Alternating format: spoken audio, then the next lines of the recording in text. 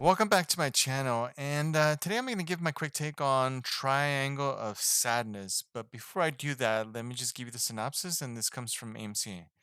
In Ruben Ostlund's weekly funny Dior, Dior, is it? I don't think it's pronounced Dior like the luxury brand, right? Like Dior. Ooh, I'm rich. Ooh, Dior.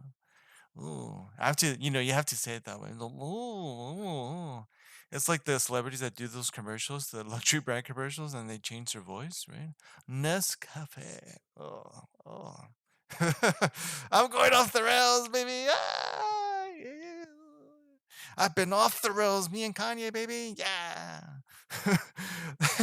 Social all right, let me go back. In Ruben Ostlund's weekly funny Palme d'Or winner, social hierarchy is turned upside down, revealing the tawdry relationship between power and beauty. Celebrity model couple Carl and Yaya, are invited on a luxury cruise for the uber rich, helmed by an unhinged boat captain. What first appeared Instagrammable ends catastrophe. Holy mother of ca- catastrophically, yeah, right there. Leaving the survivors stranded on a desert island and fighting for survival. Uh, First of all, before I get into the movie, the name Triangle of Sadness, what the hell does that mean? I saw the film and I have no idea what that means. And I don't, honestly, I don't think it's doing itself any favors by calling itself that. You're you're being fancy. It's like you're being fancy for the sake of it, man. What the hell does that mean? I don't know, man. What is that? What does that mean, man? I don't know. I know I'm going off the rails, right? Can you get it? Off the rails. They're on a luxury boat. Yeah. But let me get back to the film. What did I think about it? So I enjoyed the film. I liked the film. I thought it was clever. I did. I thought it was good. I thought it was clever. I did find it funny in moments because it's not like a traditional comedy. I know it says perfect comedy for our time. It's not a comedy where um basically there's these skits or whatever.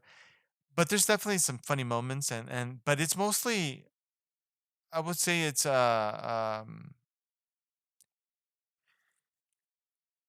has a viewpoint. So this movie talks about politics, about money, power, the rich and the poor, gender roles. So it talks about all of it, and I think for the most part it's pretty successful. Um, there are some downsides, and I will get to that, but overall, I did enjoy it. I really did enjoy this film. It was pretty good. It was really good. It was pretty, like I said, it was pretty smart. It might have tried to outsmart itself a little bit, but overall, it's a good watch, and I do recommend this movie for sure. So this movie is, I think it's the three parts. It'll so in the it'll say part one, part two, part three, and I believe there's only three parts. And so the beginning, it's focused on Carl and Yaya. So they're the main focal points on the first part, part one, and they're both models, right? So he's a male model, she's the obviously the female model, and that's where the sort of like the gender roles and money dynamic, money power come into play. So they're together at this restaurant, and the waiter comes and hands them the check, but she doesn't go for it, right? So then he brings it up and they talk about like, hey, you make more money than me. Him saying like to her, you make more money than me, and you've said before that you would pay, And they got into a fight, they laughed. Then they start talking about it more, and then they're talking. She reveals like, hey, look, um, I want I want to know that if I ever get, so the story she gave is like, if I ever get pregnant, that I want to know that the person that I'm with can take care of me, right? So and then she also, I think that I like talked about like, look, I can be like a trophy wife, stuff like, it was all out in the open, right? So I did enjoy that. That part was really good. So then the part two is when it moves into the boat. So then they're in this luxury uh, uh, yacht or whatever, and so then we get a little bit of the glimpse of the workers, and basically they're told, don't, you can't say no to the people, you have to, you know say yes to everything they say and stuff like that. So we start getting to know the people that are there, the rich people, and then Woody Harrelson comes on. Basic, he's the captain, but we don't see him because he's always stuck in his cabin. He's like presumably like a drunk or whatever. That's sort of what we're given the idea, and I guess he is and stuff. But that's the only. I mean, I would say that's the part that kind of threw me off in the film because it seems so. It didn't seem on brand, if you will, and from the movie. It every time when so because it became more of like a comedy in the with him, but then it got better with him, if that makes any sense. So initially I was like, it's not working for me. Having Woody Harrelson there, it's not working for me because it's too it didn't go, at least for me, it didn't feel like it was going with the film. It felt like it was just, it took me off. It took me out of it. It took me to another, it's like a totally different film. It's weird. I mean, I don't know if you watch it, I don't know if you're gonna get the same feeling, but for me, it just felt like separate. It's odd, but it did warm up, and and then it did start to feel like he was part of the same movie that I was watching before. Because like I've said, it's not a comedy, but it has funny moments. But it's mostly like it's telling, it's trying to give more of, it's giving takes on society and money. Like I said, money, power, gender roles. It's giving takes on that. So eventually, when he comes on board, initially it's too comedy or too goofy a little bit, but then it starts becoming more like the he starts integrating more with the theme of the film for me. So when everything starts just going downhill, so when everything goes downhill is when they have the captain's dinner, and that's when we really see him for the first time. Because when you hear his voice and we don't really see him, it's when the captain's dinner happens. That's when we start seeing his character. We start seeing, what he does, right? So that's when everything goes haywire, and like there's like there's turbulence in the sea, and the boat is rocking, and everyone's just like throwing up, getting seasick. Just one guy's like looks like he's gonna have a heart attack. It's nuts, man. And then like they show this guy pooping, and all of a sudden the poop just starts coming out. It's just a disaster, right? So it's crazy. And then that's when they really start talking about the politics, and, start talking about socialism and capitalism. And it's a good watch. That part is crazy. It is nuts. But then when the third part happens is when these pirates basically blow up the ship, because you can see fire there. They throw a grenade, and there's a few survivors. There's a few people that do survive, and it's some of the people that do survive is Carl, Yaya, that guy next to Carl. He's a rich Russian guy. The lady to the left of him, of the rich Russian guy, that's his wife, but she dies. That lady in the back, I know you can't really tell, but you can't really see, but she's like the main, like the manager, if you will, of the boat, of all the workers. So she survives. One of the workers downstairs that you don't see So it's like I don't know if they're like Filipino or I think they're Filipino.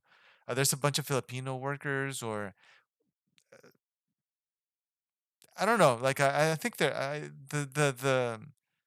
accent sounded Filipino to me, but I could be wrong. So basically, you also should you're seeing the behind the scenes, right? Like who's really doing the work, and it's all these workers that are underneath. Basically, they stay underneath where underneath the boat and the lower deck, and so then when all the craziness happens from the what I mentioned before from the captain's dinner, all the throw up and all that stuff, everything's a mess. Then they're cleaning and so it's showing, like I said, this movie has a view, right? Or is giving giving a viewpoint, right? Whether you agree with it or not, at least you can say it's bold. It's a bold film and it's giving something, right? So so one of the people that are that work below the deck and do the cleaning and all that, she survives, and then so she when so they land on an island, and so basically she goes and making the fire because no one else there that survived knows how to do that. She catches fish, she cooks for them, she does all this, right? But then she's like kind of um takes over and becomes, so she's like, I'm the captain here, right? Like, yes, I'm the worker. She's like I think what they were saying that she was the toilet worker. I don't know what the hell they called her, something like that. So she's like, yes, I'm the worker and the boat, but here, because you guys don't know what to do, you guys don't know how to survive, I'm the captain. So then everyone starts calling her captain, and so she decides what's gonna happen, right? And then so she starts getting into a relationship with Carl, because like I said, she has the power, right? So it's playing with all these different social constructs that we have, right? So now she gets the power in the island, right? Because no one else can do anything. So it's like I said, this movie definitely has a viewpoint. You may not agree with it, it may not be for you, but for me, I did enjoy it. I thought it was pretty smart. One thing I will say though, like I mentioned before, like a negative for me, this movie is 2 hours and 25 minutes. It's long. It feels long. I felt like if they would have condensed it a little bit more, it could have been a better movie, a tighter movie. Maybe they try to say too much, try to be too artsy, too smart for itself. Because then at the end, it almost became like an M Night Shyamalan movie, where the island they got stranded on, and because they're trying to survive, right? They're desperate for survival. They're all in shambles and stuff. uh they're actually on a resort. They just don't know they're in a resort, and that's what we find out at the end. And so what happens is Yaya and the captain of the island, right, the lady that worked below the deck, they go hiking. And so they discover, like, there's an elevator there on one of the like on the side of a mountain. And so they're like, holy crap, this is a luxury resort. And so they want to basically go to the resort, and I'm assuming tell, like, hey, we've been stranded here, there's other people on the other side of the island, whatever, blah blah blah. But then the lady, the one that's the captain now of the island, she's like, you can tell, like, oh, she's what, they don't say it, but you can tell in her head, the inner dialogue, that she's like, I'm gonna lose my power. Now I'm gonna go back to just being a low wage worker, whatever, and I'm gonna clean toilets again. But because she tells Yaya, let's wait, let's live in the moment, let's just stay here for a second, right? Because you can see it. But then she goes, oh, I'm gonna go pee first before we go on the elevator. And so Yaya is like, okay, and she waits for her, and but she has her back to the lady, right, the captain lady. But then you start seeing the captain pick up a rock, and you can see, like, she's creeping towards Yaya. It's gonna, she wants to attack her, and assuming killed her. And so, right, because she doesn't want to lose that power anymore, right? She doesn't. She doesn't want to go back to that life. And you can see it in her face. She did a good job. You can really see in her face like that desperation almost like, do I kill her? But then Yaya just knows something's happening, right? But you don't see her face. You don't see her face anymore. But you hear her voice and she says, forget that she says the name of the lady. I just don't remember. And she says, look, when we go back, you can come work for me. You can be my assistant. But then that's where it ends. That's where it ends. I think it ends on the face of the captain of the island with the rock and the desperation in her face. Oh, and it doesn't end there, but what it actually ends is with Carl running through the island, through the jungle of the island. And that part confused me. I don't know. It's like, did she do something, the captain lady, to Yaya? And that's why Carl's running. Did they find out? I don't know. That part I still don't know. Maybe I need a few days to process because I barely saw the movie today. It's barely been a little bit over an hour since I saw the movie. So I don't know. Maybe I need a few days, like I said, to process it, to kind of figure out like what the hell what the ending was meaning. I honestly, because to be completely frank, I don't know what that meant. Um, is there like a double meaning? Is there like another? I don't know. I don't know because he's running and he's running hard and he's like. So I don't know. I don't know what the ending really meant. To be honest, maybe if you see another review, they'll let you know. Because I don't know. It went over my head if it meant something. It really did. So I don't know what it meant. So, but I did enjoy it. Like I said, I did enjoy it. I think it's a good watch. I do recommend it if it's playing near you. Give it a shot. Or if it comes in VOD, somewhere, maybe one of the streaming services, I'll say give it a shot. Like I said, the name, that's a weird name, man. It's a weird name. Triangle of Sadness. What the hell? Like I said, it's not doing itself any favors by doing that. But overall, I did enjoy it. Comment down below if you enjoyed the film. Maybe you didn't. Let me know why. Give this video a like if you didn't like it, if you did enjoy it. And if you enjoy the content of my channel, feel free to subscribe because that would really help my channel grow, really help me grow. And I would really appreciate it. And thank you for watching, and I'll see you in the next one.